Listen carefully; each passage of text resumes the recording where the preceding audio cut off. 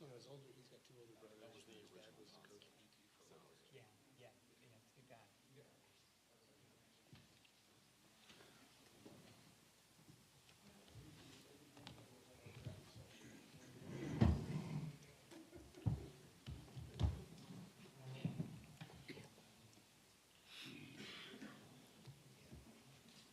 Ready?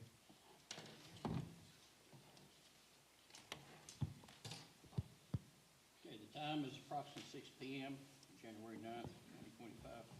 Farragut Board of Mayor and Aldermen will now begin. Good evening, ladies and gentlemen, in attendance and online. I want to thank you for your presence at tonight's Board of Mayor and Aldermen meeting. My name is Ron Williams, the fourth elected mayor of town of Farragut. We appreciate that each of you has taken the time from your busy schedule to either attend or view tonight's meeting to see how our town government works. All Farragut Board of Mayor and Aldermen meetings are public notice per Tennessee state law. All board meetings minutes are taken and are available at a later date. Each meeting will be recorded, can be viewed on YouTube. If you are in attendance, you should be able to pick up a copy of tonight's agenda at the door when you came in.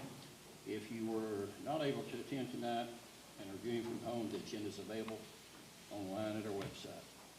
For those in attendance that would like to speak, please pick up a blue card at the door, write your name and the agenda number you wish to comment on.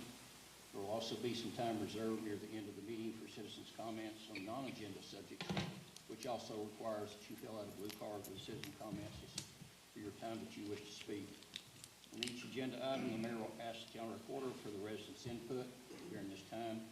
Any Farragut resident wishing to speak to the board on that specific agenda item may do so for up to 3 minutes. After being recognized by the mayor, please go to the podium, microphone, and in order to be heard and viewed by all. To conduct efficient business-like meetings, the town has adopted rules for how its meetings will be conducted. Primarily, these rules are designed to keep the meeting moving and ensure that all points of view are heard and considered, and also to provide common courtesy to everyone. We ask that you observe the established meeting rules in addressing the board. At the beginning of your presentation, please state your name and address for the record. We ask that you address all your questions to the mayor in his absence, the vice mayor. Do not direct questions to the alderman or staff members. If necessary, the mayor may call on an alderman or staff member concerning your questions or comments. Once you've given your input, please return to your seat so we can continue. We ask that every speaker avoid the use of improper language, profanity, or inappropriate conduct, and address issues, not individuals or personalities with malicious comments. Speakers should strive to avoid redundancy and should have their own original viewpoints. We also ask that you stay on topic with that particular agenda item. Okay, the meeting called to order. We will start tonight's meeting with a roll call by the town recorder. Alderman Burnett. Here. Alderman King. Here. Alderman White. Here. Vice Mayor Meyer. Here. Mayor Williams. Mayor Williams here. Thank you, Allison. We do have a quorum. Now, please join me by standing for a silent prayer, followed by the Pledge of Allegiance for our country's flag, led tonight by Alderman Burnett.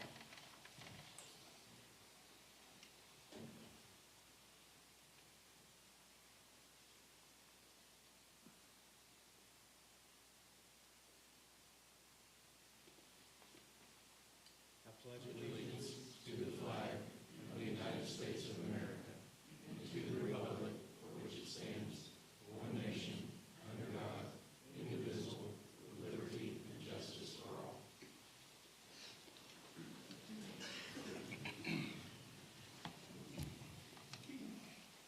Next will be approval of agenda. Is there any agenda amendments? No, sir. None? Move to approve. Second. Okay, I'll ask if in favor, please vote by saying yes. Yes. Yes. Let the record show that January 9th, 2025 has been approved as posted. Okay, on the minutes, I think we have some amendments. I do have one, actually two amendments. They're on the same item. It's an amendment on page 2 under the budget amendment vote. All members that were present have voted yes for that amendment. Okay, thank you. I need a motion to approve the amended minutes. Move to approve. Second. Okay. All in favor, vote by saying yes. Yes. Let the record show that the December 12, 2024 amended minutes have been approved.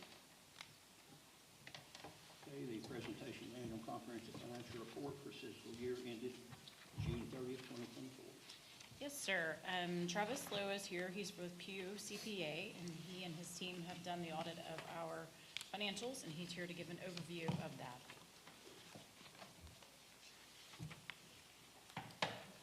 Well, thank you all. I'm Travis with Pew. We'll just do a high-level overview, and then I'm happy to discuss or answer any questions you may have along the way. So I think everyone has a copy of the financial statements themselves. There's also a letter that goes along with that. We'll just cover that in brief as we move through things. But in your large financial statement packet, on Roman numeral page 9, that's IX,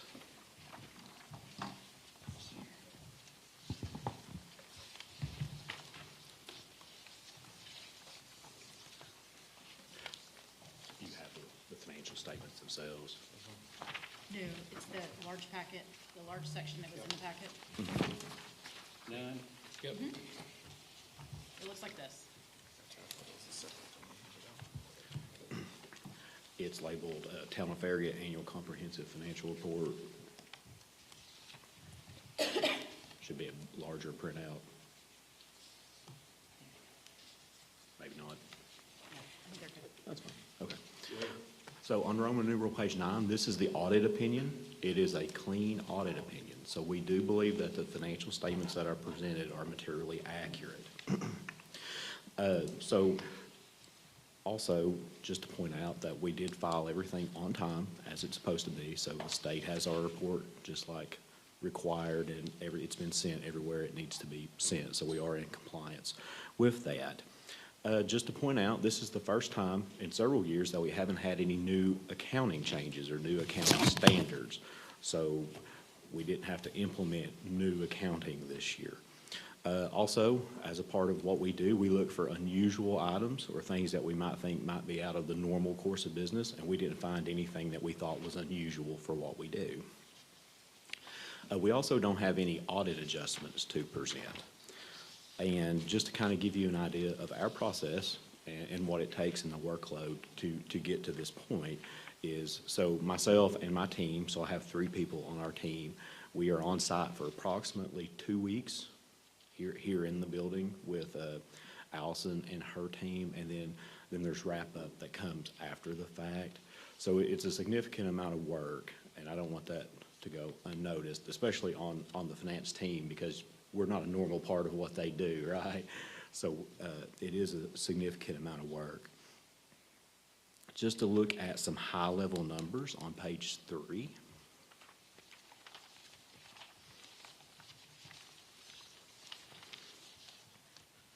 So here we have the balance sheet, and each column represents a fund. So we have, from the far left, we have the general fund, capital projects, the ARPA fund, and then the other governmental funds represent State Street Aid, tourism, the equipment replacement, and ADA. They all roll up into one column, basically because individually they're not as significant as the other funds. So just for comparison, the general fund for fiscal year 24 ended with $33.8 million in total assets, of which $31 million is cash and cash equivalents. The capital projects fund, $16.5 million in total assets. The ARPA fund, $5.7 million in total assets. All the other remaining funds, approximately $5.5. So we ended the year with a total of $61.6 million in assets. And then further down, we really don't have any liabilities to speak of. There is in the ARPA fund, you'll notice a $5 million line item for unearned revenue. That's all our ARPA money that we've already received. And as we incur expenditures for that over the next year, that money will be released, if you will, and recognized into revenue. And that's just the accounting rule. When you get grant money ahead of time, you can't just recognize it all as revenue. You park it here on the balance sheet, and then that way expenses and revenue match each other. So again, not really a lot of liabilities to even mention, especially in relation to our total balance sheet. To move further down in the fund balance section, so the general fund ended the year with around $33 million in fund balance, most of which is indeed unassigned or unrestricted, if you will. And out to the far right, our total fund balance for all funds, including the general fund, was right at $54.8 million. So we have a healthy amount of fund balance and a healthy amount of assets, and virtually no leverage or liabilities to speak of in relation to that. So on page 5, this would be our income statement. So total revenues for the general fund were $18.8 million. That's about a $700,000 or so increase from the prior year. A lot of that was from interest. Interest rates were very favorable to us during FY24. And then out to the far right, you can see that total revenues for the city was $27.5 million. Moving further down, general fund expenditures were $9.4 million, with total expenditures for the city of $24 million, which does include a significant amount of capital expenditures. Then you can see just on the line net change in fund balance before other financing sources. That's essentially our bottom line for the year in each fund. So the general fund ended with approximately $9 million. And then a transfer below that to the capital projects fund of $8 million for an ending bottom line of right around $1 million in the general fund.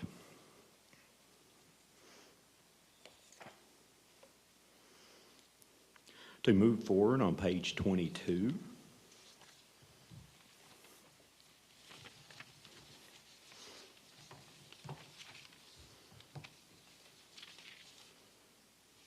so here in FY24, I'd like to really point out the construction in progress line item.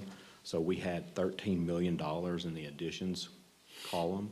So we have a lot of capital projects that are going on, and we're really gearing up for some future projects here too. Also to point out, accumulated depreciation as a percentage of our depreciable assets is right around 32%.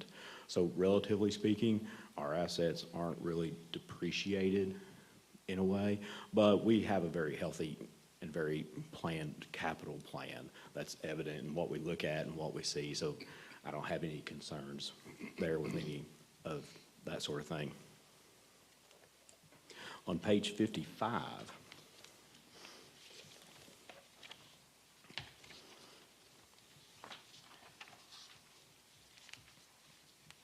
so this is the grant schedule.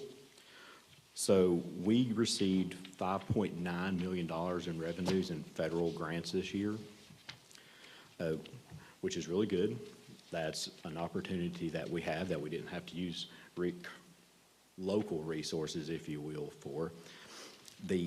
What that also means is when we exceeded a threshold that required an additional audit, and that's called a single audit specific to grants. So we've tested these grants and issued an opinion on those as well. That's also a clean opinion. So we don't have any findings related to grants, and we don't have any question cost related to grants.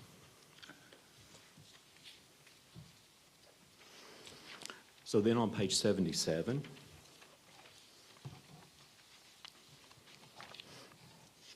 so we're required to look at our internal control structure, and we do internal control testing. And that's just to make sure that our processes work the way they're designed to work, and then we would report if we had exceptions or design flaws. So this is also a clean opinion as well on our internal controls.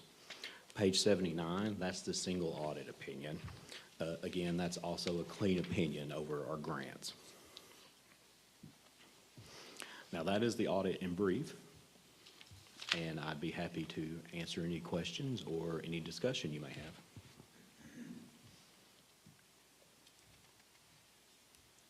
Anyone have any questions? Not me. Okay, that's a good job. Thank you. Well done. Thank you.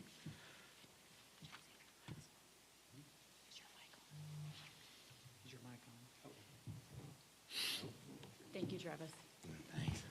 Yeah, I just wanted to say, Mayor, we really appreciate Travis and his group from Pew coming in and and looking at our records. And I really appreciate Allison and her team. They've done a great job with our financial records this year, and obviously we like to see clean audits. So that's a great thing. We really appreciate all the efforts here. So thank you very much. Easy to follow audit, really was. Good. Thank you all. Okay. Next, we'll move on to the mayor's report. And I want to start off with a big thank you for our park maintenance staff for an absolutely outstanding job with the lights from Founders Park all the way to McGill Plaza. And also would like to recognize the staff and volunteer committee members on Light the Park, the skating rink, Celebrate the Season, as well as Wreaths Across America at all 4 of our Farragut cemeteries and placing 278 wreaths on our veterans' graves.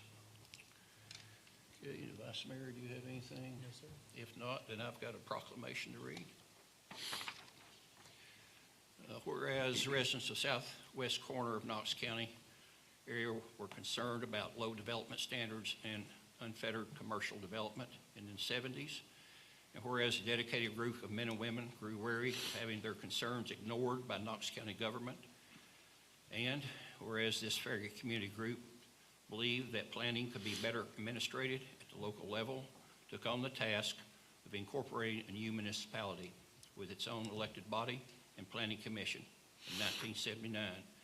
And whereas the effort required the group of devote countless hours to registering voters, creating a map of the town's boundaries, convincing neighbors that the incorporation could be accomplished with no new taxes. And whereas after incorporation was achieved on January 16, 1980, the group continued to fight against annexation and for its share of the sales tax revenue. Whereas the Farragut Community Group was ultimately successful in defending the new municipality, named for Civil War naval hero Admiral David Farragut, and elected his first board of mayor and aldermen on April 1st, 1980. Whereas the town of Farragut continues to define a quality of life with beautiful, close-knit, connected community where families and businesses thrive. Now, therefore, the board, mayor, and aldermen of Farragut does hereby designate the 3rd week of January as Founders Week to recognize the contributions of the Farragut Community Group members Ralph McGill, Eric Johnson, Betty Dick, Ron Samandel, Gene McNally, George Dorsey, and David Rogers, and express appreciation for the hard work that resulted in the incorporation of the town of Farragut. Signed, December today, 2025, excuse me.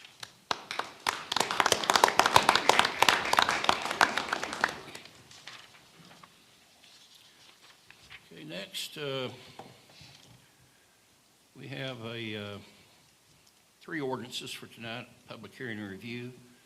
Ordinance 2423, a public hearing on the 2nd reading of ordinance 2423, an ordinance of Town of Farragut, Tennessee, amending the fiscal year 2024-2025 General Fund Capital Investment Program and ARPA Fund budgets.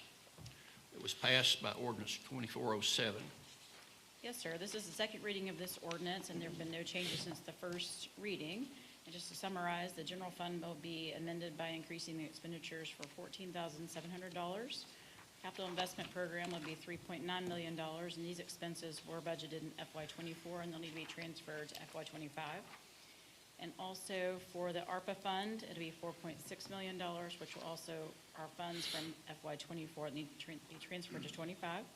The motion is to approve ordinance 2423 on 2nd and final reading. Move to approve. Second. Okay, do we have any residents No, signed sir. up to speak? None? Okay, Alderman White? No, sir. Alderman Kane? No questions. Alderman Burnett? No questions. Vice Mayor? Pass. Okay, I have nothing. Discussion closed. I'll ask the town recorder for a roll call vote, please. Alderman Burnett. Yes. Alderman Kane. Yes. Alderman White. Yes. Vice Mayor Meyer. Yes. Mayor Williams. Mayor Williams, yes. Thank you, Allison.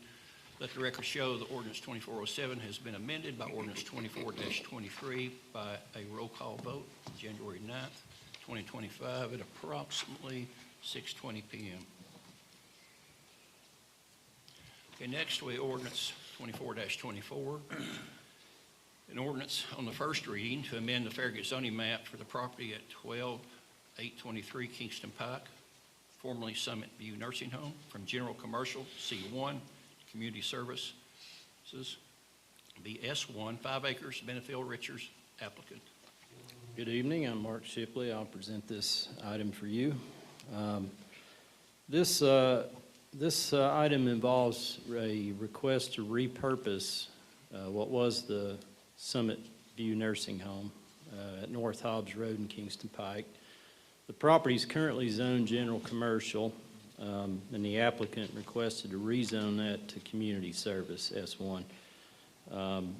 Their idea is to convert that to an independent living and care facility for 65 residents. In the S1 zoning district, an independent living and care facility is defined, and that definition is pretty lengthy. It was included in your packet. And then the applicant's plan for this building is that there would be no nursing staff.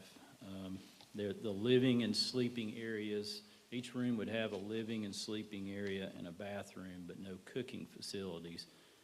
They would retain the dining and recreational facilities that were part of the nursing home. Obviously, they'll make some upgrades and modifications to all that, but basically the dining element is a group dining setup for this particular use.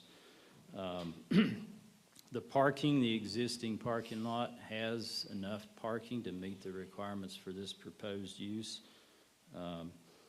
One thing that we talked about with the Planning Commission when this was workshopped is that this particular zoning district, the S1, actually requires a concept plan as part of the rezoning. And the reason for that is this zoning district can provide for kind of large footprint institutional type uses. And also it serves frequently as a transitional zoning district between more intense zones like commercial zoning that may abut a residentially zoned area. So the reason for the concept plan is so the community would understand what the plan of development is for that particular space to make sure that it is a good fit before they actually rezone the property.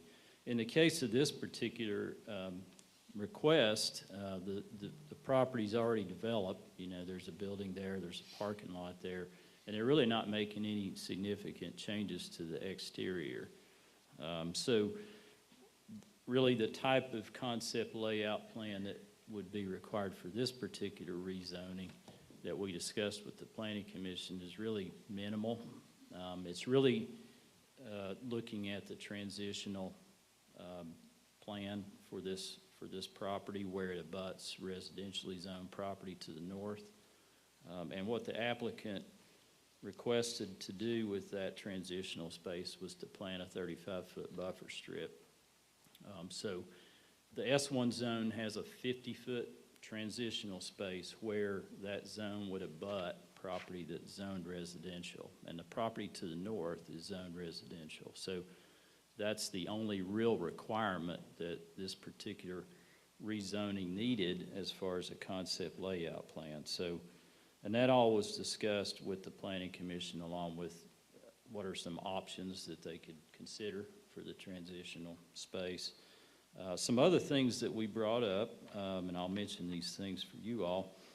The rezoning request is consistent with the future land use designation of this property. So that's a good thing.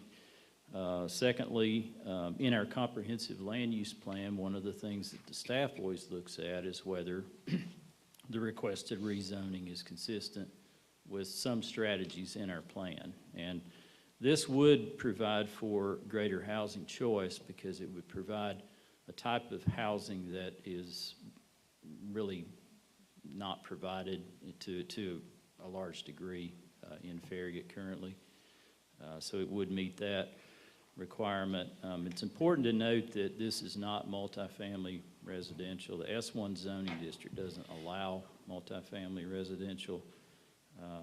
This is an independent living and care facility, and there will be age restrictions, and the interior spaces will be constructed and arranged so that you wouldn't be able to use them as a multifamily dwelling unit anyway, even if you wanted to. One thing that I did point out that you all need to be aware of and consider in our town strategic plan, since we do depend on sales tax, anytime somebody's requesting to rezone area that's zoned commercial, we need to think about that and whether that's a good thing or a bad thing, because there is some language in our strategic plan that talks about identifying potential retailers to increase the local sales tax revenue for those properties that remain and are zoned commercial. So that was something that I brought up with the Planning Commission as well. One thing with this facility, it has been used as a nursing home for decades. At least with this type of use, the residents actually can leave the facility, and then they could help support our tax base by going to local restaurants or activities and other type things that the nursing home residents really were obviously very limited as far as what they could do. So this use would definitely support the tax base more than what it has been used as in the past, for sure. So all those things were talked about with the Planning Commission along with the applicant's proposed transition of the 35-foot buffer strip. And at their meeting on December 19th, the Planning Commission unanimously recommended approval of Ordinance 24-24. The town staff, myself as a director of community development, recommend approval of the rezoning as well. As I mentioned, it is consistent with our future land use map, and it's also advances the strategy in our comprehensive land use plan of encouraging greater housing choice. So if any of you have any questions, I'll be happy to try to answer those. Okay, thank you, Mark. I'll need a motion, please. Move to approve. Second. Any residents signed up to speak? No, on sir. this one? No, we do not. Okay. Alderman Blunt, you have any questions for Mark? No questions. I think this is a good idea. I like it. We've needed a place like that for a long time, for people who are in relatively good health to go, and I like it. Alderman Kane? I just have one question. You said they're gonna reuse the cooking facility, dining facilities? That's my understanding. Yeah, Will they have to have employees there for that? they do have to have employees there.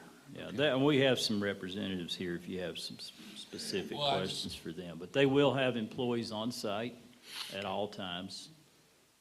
So it's not like it's completely unsupervised, so they will have that. And they'll have programs for the residents, so they'll have people there doing those kinds of things, similar to the nursing home, except at a much lower level of care, yeah. More like the villages?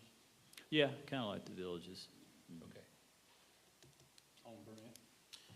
Yeah, I mean, I kind of wish it could just stay commercial. I worry a little bit about the S1 zoning district. So they don't have to show a plan right now because they're not really changing enough of it. But if they were, say, in a year to want to develop other things in the S1, the new S1 district that would be rezoned to, they still, no matter what happens, have to have our approval for a site plan if it's anything different than what it's going to be, which is basically what it is now. Yeah, if it is constituted as a major change, and that's laid out in the S1 district pretty clearly. If they do that, then yeah, it would have to come back to the Planning Commission and the Board of Mayor and Aldermen, and the rezoning could be rescinded. But in the case of this, they really don't have room to do anything else with the building and the parking lot. It's kind of consumed the developable space. Now they've got the 50-foot transitional space to the north that they're going to plant with a buffer strip. And that really could be planted in the 50-foot space instead of just within the 35-foot buffer. But there's not really a lot of opportunities for them to do anything beyond what's there. If they were to go vertical, that'd be a major change, and that'd have to be revisited, you know, and that may or may not be something that they would be able to do. Gotcha. No other questions? Vice Mayor. No questions. I've got one. How many parking spots do you have? They have 73, They're and gonna they have need 72, so, They're gonna have 65 residents. yeah, 65 and then plus the employees. Okay. That's all I have. Discussion closed. Ask town reporter for a roll call vote, please. Alderman Burnett. Yes. Alderman Kane. Yes. Alderman White. Yes. Vice Mayor Meyer. Yes. Mayor Williams. Mayor Williams, yes. Let the record show ordinance 24-4 has been approved on the first reading by roll call vote on January 9th, 2025, at approximately 6:31 p.m. Next will be ordinance 2501, an ordinance on the first reading, amend the Farragut Municipal Code, Chapter 105, Building and Building Regulations, Article 2, International Building Code, Section 105-many modifications, subsection F, the use of International Building Code for requirements for a sprinkler system for structures in excess of 7,000 gross square feet or more than 2 stories that are type 1 and 2 construction, and a mercantile occupancy. Town of Farragut. Good evening, Board. Carl Swersco, Town's Building Official. Thank you, Mayor, for bringing that up. So the discussion here, what I'm presenting is, in my opinion, simply a modification to amendment to one of our modifications. So the town's current 2018 International Building Codes were adopted April 11th, 2019, with several modifications that enhance minimum code requirements as needed for the community. And these modifications that we have reflect a more robust standards in comparison to the unmodified provisions of the International Building Code. The International Building Code are minimum codes, and communities may adopt provisions to exceed those minimum requirements as needed. It's important to remember that code enforcement is enacted in communities to help ensure that buildings are structurally sound, provide means of ingress, egress to promote sanitation, adequate light and ventilation, energy conservation, and safety to firefighters and emergency responders during emergency operations. Now, the town of Farragut historically has been a leader in code enforcement because the community understands that good code enforcement helps protect the investments and markets of the town as a desirable place to live, work, and visit. So given the background, one of the modifications included, like the mayor said, buildings in excess of 7,000 gross square foot to be sprinkled per the section of the International Building Code.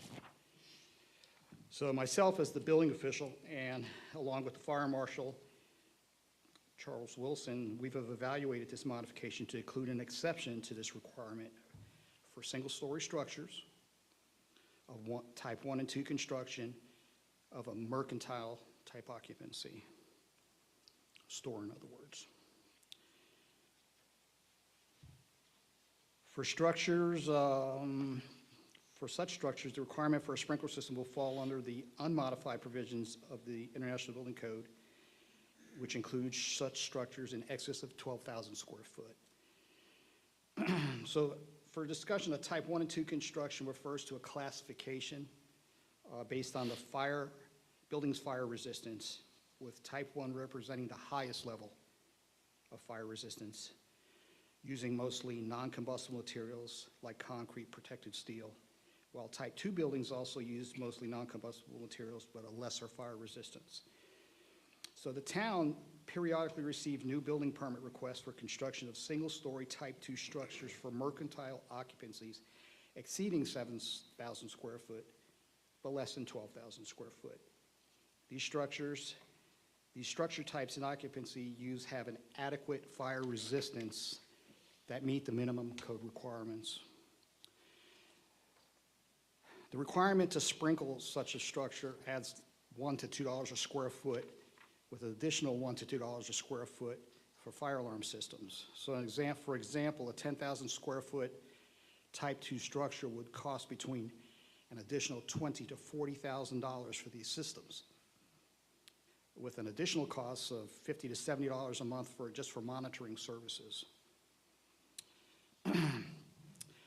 As far as recommendation, in fulfillment of the town's strategic plan and the priorities of enhancing the town's financial position and advancing high-quality and well-maintained community, the exception to the current modifications that was reflected in this ordinance would promote the strategic plan without compromising the town's historic commitment to excellence in code enforcement. So the exception would result in a significant reduction in construction costs to the developer without impeding fire-resistant ratings or applicable code requirements. So as the town's building official, along with our Fire Marshal Charles Wilson, we recommend approval of this ordinance. Any questions, I'll be glad to answer. Second. Any aggressive comments? No, sir. We do not. Okay. Alderman White, you No questions. questions? Alderman Kane? None. Alderman Burnett? Yeah, I think it's great. I think anything we can Yeah. do to help, businesses moving into our area, it's expensive to move in here already. We have higher, requirements for Yes, sir. brick and masonry. So stuff like this makes a big difference. And I hope you've run it by some people and gotten some really positive feedback. And would love to see us continue to make it easier to do business. Will do. Thank you. Same here. Okay. Vice Mayor? No questions. Okay. Comments closed. Thank you. I'll ask the county recorder for a roll call vote, please. Alderman Burnett. Yes. Alderman Kane. Yes. Alderman White. Yes. Vice Mayor Meyer. Yes. Mayor Williams. Mayor Williams, yes, thank you. Thank you. Record show that ordinance 25-01 has been approved in the first reading by roll call vote. January the 9th at 6:38 p.m. Next will be business items. We have 3 of those to review and consider for approval. I'll start off with approval of a variance of 269 feet from the requirements for driveways to be at least 400 feet apart on an arterial street as provided for Article 5 of the Farragut Municipal Code, Section 22-150. 1B, and this distance between driveways for the proposed access for Serenade at Farragut Neighborhood Commercial Development at 421 North Watt Road, be 30 units, 9.2 acres, zone neighborhood convenience commercial, which is NCC. Robert Campbell Associates applicant. Yes, at the December 19 Planning Commission meeting, there was a preliminary plat that was conditionally approved for a neighborhood convenience commercial development at 421 North Watt Road. That's on the west side of North Watt Road, just before you leave the town, going down toward the interstate. The proposed access for this project did not meet the 400-foot distance requirement for the distance between driveways for a major arterial street like North Watt Road that's in our driveways and other access ways ordinance. The nearest access to the proposed access is to the southeast, and it's labeled as Harbin Lane. That currently serves only one dwelling unit, but it is on a roughly 50-acre tract. So it's obviously likely to be developed, rezoned and developed at some point someday. The applicant's proposed location for their access was 131 feet from Harbin Lane. So the variance request was 269 feet. The access that they are proposing with their preliminary plat was actually looked at 2 years ago with their concept plan for this project. And the design engineer who was here at this meeting basically indicated that the main reason they put the location where they did was that it provided for the maximum sight distance. There is kind of a vertical curve on North Watt Road in that area.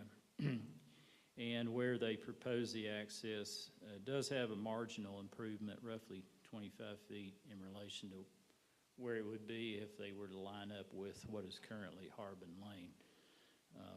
One thing that the staff did indicate, and we have met with people representing the property owner on the east side of the road, and we've made them aware of this project and their access.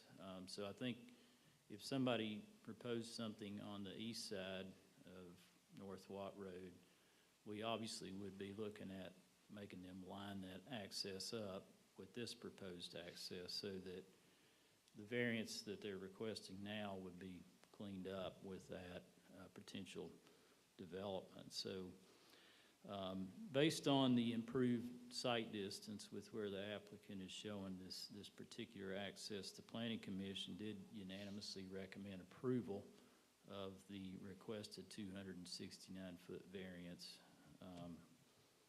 And so if you have any questions on that, I'll be happy to try to answer those. We also do have Robert Campbell here, the project's design engineer, if you have more technical questions for him. Move we approve. Second.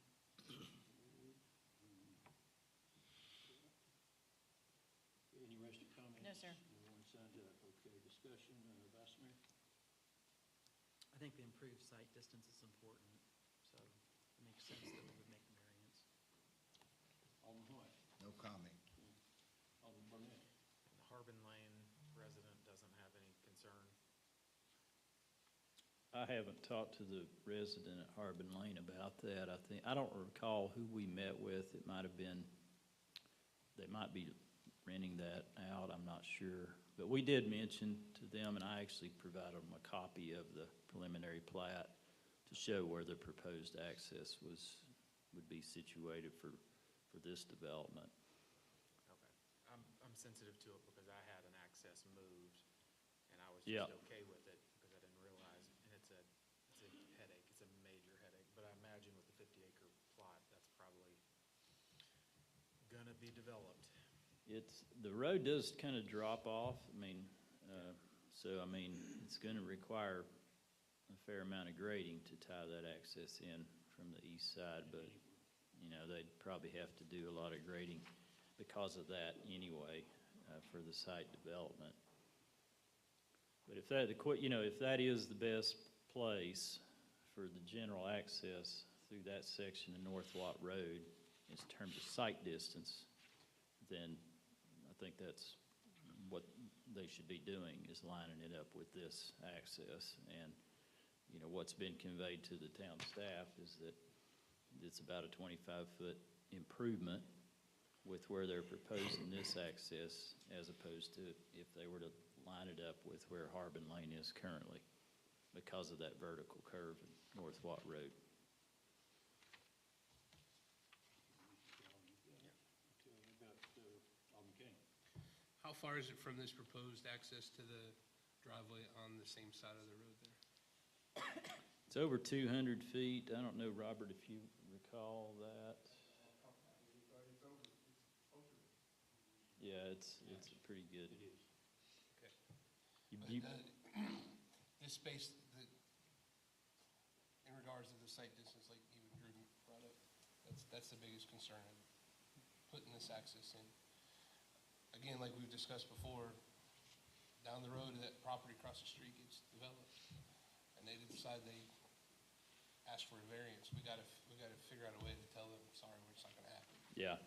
Well, they'll probably have to rezone that property too, and that's something we could certainly discuss because I think the property's zoned agricultural, the part that's in the town. About a third of that property's in Knox County, so it's a little bit of and that was one of the reasons we met with these folks, was to talk about how that would kind of work and try to get the whole property in a zoning district that was consistent, between the town's part and the county's part.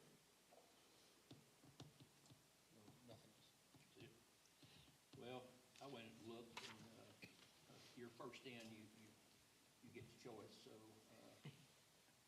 I think if you look at that side of the street and then look at the other side too, if the one on Harbin, if they were to align with this one, it would be better for both, because you'd be looking right straight across. Yeah, yeah.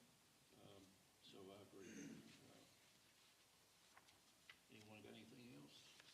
If not, I'll ask if in favor, vote by saying yes. Yes. Will the record show the variance has been approved as requested? Okay, next will be approval of Amendment 2 to the professional service agreement between the town and Civil Environmental Consultants, Inc., for additional services for the stormwater mapping and assessment project.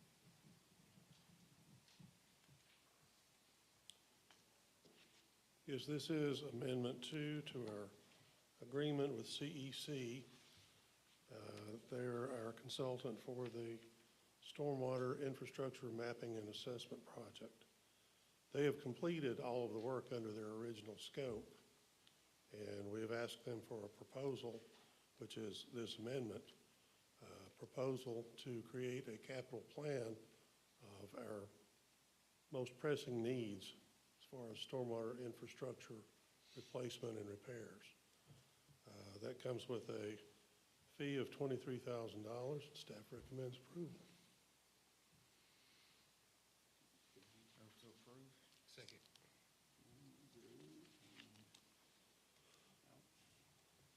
Do we have any residents signed up? No, for sir. this one? We do not. Okay, discussion, Alderman Kane. None. Okay, Vice Mayor. Pass. Alderman Burnett. No questions. Alderman White. None. I have none as well. I'll ask if in favor, vote by saying yes. Yes. Yes. Let the record show that Amendment 2 has been approved as requested. Thank you, Darrell. Next will be approval of Amendment 4 to the professional services agreement between the town and Kim Horn Associates for additional design services for Union Road improvements. Yes, this is Amendment 4 to our agreement with Kimley Horn. They're our consultants for the Union Road Improvements Project. I'm sure you're all aware that the Union Road project has been dragging on for several years now, and unfortunately, that creates problems. In this case, it is the expiration of our NEPA document. There is a portion of the NEPA document that has a 5-year shelf life, and which means that it expires after 5 years. In this case, it expired back in 2023, and it needs to be updated and renewed before we can move forward into construction.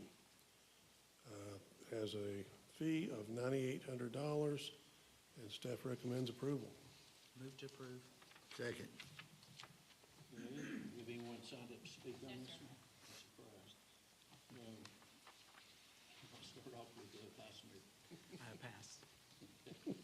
Alderman White None. and Alderman Kane. How close to beginning the construction are we, so we don't have this expire again? We were a lot closer. No, we were hoping to be able to go to construction in the spring. With this, it's probably going to push it up into probably late summer. So right now, we're still acquiring right-of-way and easements. It's been moving along slowly but surely. So we should be ready then. Thank you. Alderman Burnett. No questions. Well, of course, the Vice Mayor and I have been through this project for A while, before I was on the board. many years. So we're really ready to see it come to conclusion. So I'll ask if in favor, vote by saying yes. Yes. Let the record show the Amendment 4 has been approved as requested. Thank you, Darrell. Do we have any citizens signed up to speak? We do not. Do we have a report by our town administrator? Mayor, I just wanted to give the board and the public an update. Tomorrow looks like we're going to get some weather. We have got our public works crews are ready. They have already pre-treated a few areas. Tomorrow morning they're going to be doing the same thing, and they're going to be ready to rock and roll whenever the snow starts hitting. So I just wanted the board to know, if the public's interested in our snow removal schedule, it's online. They can go to our website, townoffarragut.org, and check out where their street may be on our list. But I know we'll definitely be getting an impact tomorrow in that weather, and we certainly will do the best we can to get rid of the snow on the roads as quickly as we can. That's all I had to report, Mayor. We've got town attorney here, so does he have anything to report? Sorry for being late. I would only report a couple of items. The federal court lawsuit that had been appealed to the Sixth Circuit that we've discussed before, all of the motions related to that federal case filed by Mr. Murphy, his family, have been dismissed. Sixth Circuit dismissed them, denied the appeal. The case that we filed to have the signs removed, that was removed to federal court, we filed a motion to remand that case back to state court. That motion was granted by the district court the Friday before Christmas. So the case was headed back to the state court, the Knox County Chancery Court. It was the Chancery Court. And I learned today, I was in a mediation all day today, but I learned today that the defendant in that case has filed an appeal to the Sixth Circuit, appealing the denial or the granting of our motion to remand the case back to state court. I believe, we're doing some research, but I believe that the rules specifically provide that kind of a decision is not appealable to the Sixth Circuit. So I'll keep you posted on where that is, but that litigation is all moving forward in a positive direction for the town. Other than that, I have no report. Is that all, Tom? That's it. Okay, thank you. Looks like the time is approximately 6:52, and without objection, January 9th, 2025, Farragut Board of Mayor and Aldermen is now adjourned.